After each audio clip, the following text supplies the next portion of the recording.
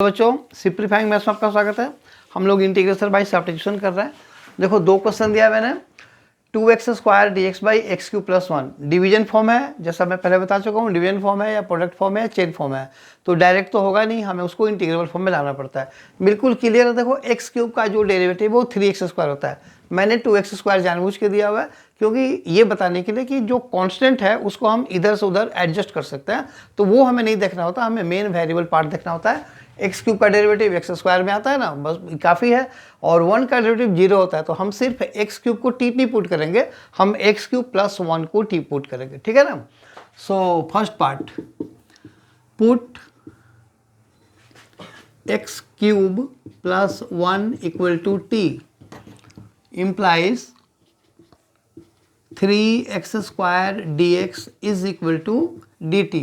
Okay, so I is equal to, ये देखो x² dx कितना हो जाएगा, बाहर 1/3, और फिर यहाँ पे 2 और ये dt divide by only t, तो क्या हो जाएगा, 2 भी बाहर चला जाएगा, तो 1/t का इंटीग्रल log t, ठीक है। तो ये हो जाएगा 2/3 log t + c।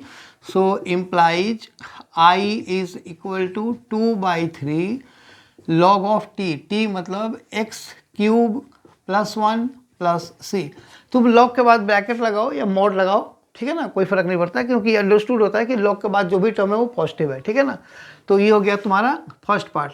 Now second part, देखो सेकेंड पार्ट में भी क्या है, जैसे जनरली जब क्वेश्चन डिनोमिनेटर न्यूमरेटर में होता है ना, तो हम डिनोमिनेटर को t पुट करते हैं क्योंकि डेरिवेटिव के साथ dx इनटू में आता है।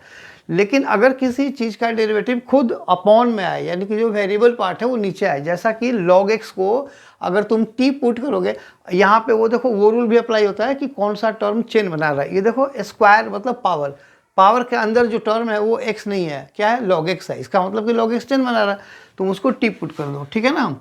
So put log x = t implies 1/x dx = dt। So therefore I is equal to integral of t square dt, यानी कि t³ 3 ये हो गया प्लस c। अब इसमें वैल्यूज को पुट कर दो। So I is equal to 1/3, t किसको लिया था हमने, log x को, तो log x का whole cube plus c। I hope ये वीडियो समझ में आया हो। अगर आया तो इसे लाइक करो, शेयर करो और सब्सक्राइब जरूर करना। Thank you.